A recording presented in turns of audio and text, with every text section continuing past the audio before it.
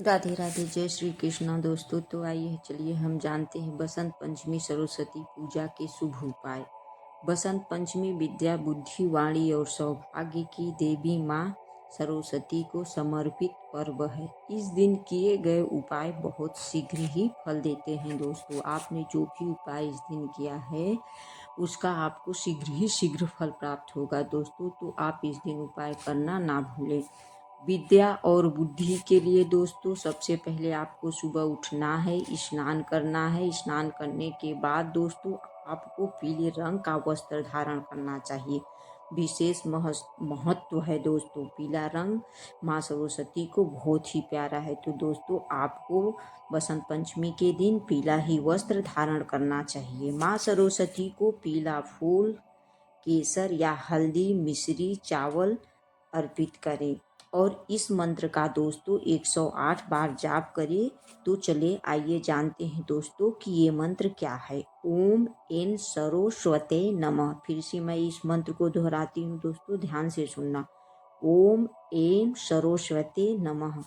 पढ़ाई में एकाग्रता बढ़ता है दोस्तों और स्मरण शक्ति जो होती है वो बहुत ज़्यादा बढ़ती है। तो इस मंत्र को आप करना मत भूलिएगा। धन और कार्य में उन्नति के लिए दोस्तों माँ सरस्वती को केसर की खीर या बूंदी की लड्डू चढ़ाएं। केसर की खीर और बूंदी की लड्डू माँ सरस्वती को अवश्य ही चढ़ाएं, इससे आपके भाग्य चमकेंगे दोस्तों।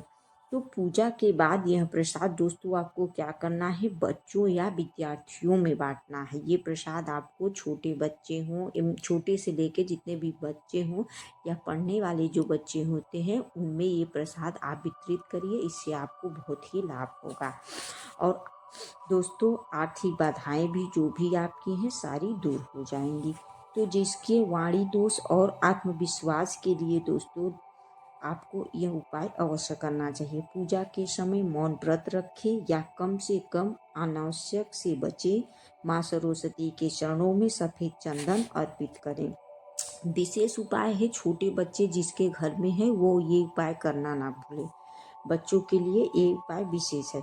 बच्चों से पहली बार क ख ग या अपनी पढ़ाई की जो भी किताब कलम है वो माँ सरस्वती के चरणों में रख दीजिए जी बच्चों का।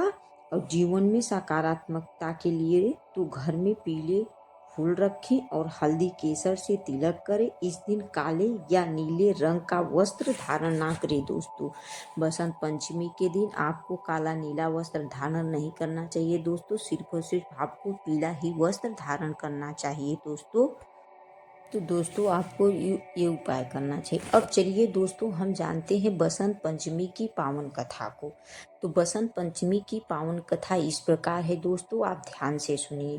प्राचीन काल की बात है, जब सृष्टि की रचना के बाद चारों ओर अंधकार, नीरवता और निरसता छाई हुई थी। जीव जंतुओं में न तो ज्ञान था न ही वाणी थी। मनुष्य बोल तो सकता था पर उसकी वाणी में मधुरता और बुद्धि का अभाव न था। देवता भी इस स्थिति से चिंतित हो उठे। तभी सभी देवगण ब्रह्मा के पास गए और निवेदन किए कि हे प्रभु, सृष्टि तो आपने रच दी है, लेकिन इसमें ज्ञान, संगीत, विवेक का अभाव नहीं है।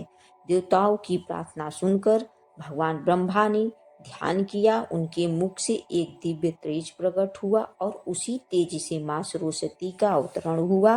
उनके हाथ में बीड़ा, पुस्तक, माला और कमंडल था।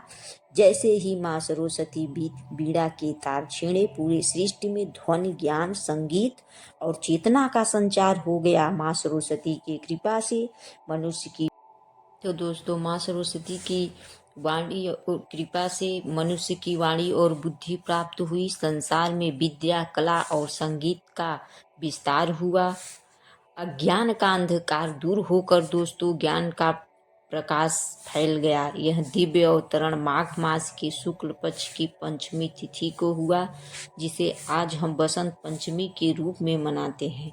बसंत पंचमी का महत्व, बसंत पंचमी एक पर्व ही नहीं बल्कि ज्ञान, संस्कार और सृजन का उत्सव है। इस दिन विद्यार्थी को विद्या आरंभ कराई जाती है। लेखक को, कलाकार और संगीतकार को माँ सरस्वती की विशेष पूजा करते हैं। कथा से मिलने वाली शिक्षा दोस्तों ये बताती है कि हमें मधुर वाणी और विवेक जीवन को सफल बनाता है। सच्ची भक्ति से अज्ञान का नाश होता है दोस्तों। तो आप लोग इस कथा को अवश्य सुने दोस्तों। माँ सरस्वती की कृपा आप सब पर बनी रहे दोस्तों। ऐसी भक्ति वीडियो पाने के लिए दोस्तों हमारे चैनल को लाइक सब्सक्राइब करें दोस्तों। आप सभी से ही निवेदन है। जय श्री कृष्णा दोस्तों। राधे।